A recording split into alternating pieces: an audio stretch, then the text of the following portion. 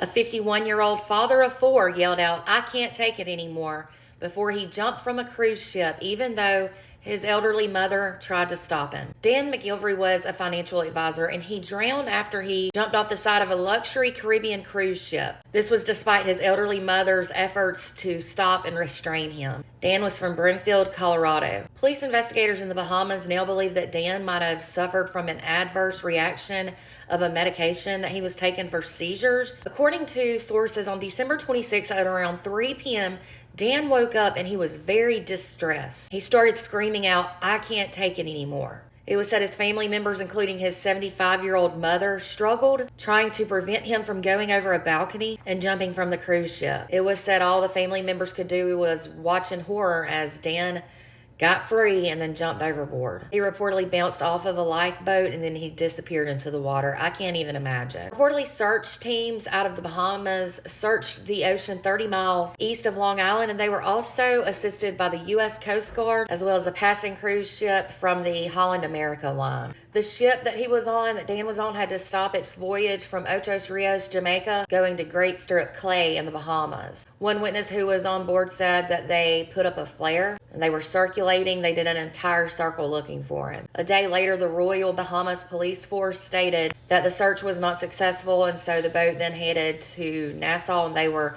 met by authorities there, by police. Reportedly, onboard security camera footage showed that the family's details of what happened leading up to this incident, they confirmed, the video footage confirmed that those details they gave police were accurate and there was nothing suspicious about his death. The incident happened 7 days into a 7-night Christmas cruise that left Cape Canaveral, Florida on December 21st, and they were going to spend the holidays touring Cozumel, the Grand Cayman, and Jamaica before going back to Florida on December 28th. Reportedly, Dan was traveling with a large group of people, and it was said that the family that was on the ship with him, they were attended to and supported throughout the whole incident. A GoFundMe has now been started to help the family. It was said his wife Heather and his 4 sons will now need support as he was the primary provider of the family. The GoFundMe said that to know Dan was to love Dan, and that he was honest, hardworking, brilliant, funny, and devoted to both his family and his friends. Reportedly, Dan was a senior wealth advisor for an investment firm called Beacon Point, and he lived in a Denver suburb with Heather, his wife, and their 4 children, who were all boys. It was said he served on the committee of a Denver nonprofit group called Cross Purpose, and he also volunteered at his children's school. He loved to travel and play tennis and golf. This is so heartbreaking. I didn't read anything about the name of the medication that he was on. I just wonder what could have made him do that. Sometimes people just snap and it sucks. You truly never know what somebody is going through. My heart and prayers definitely go out to his wife and 4 boys. As I stated in a previous video,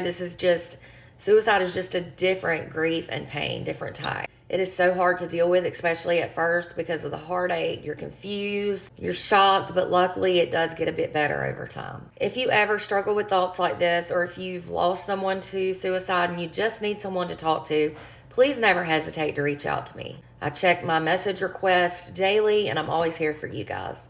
For more content, be sure to hit the follow button, and if you're on YouTube, be sure to subscribe.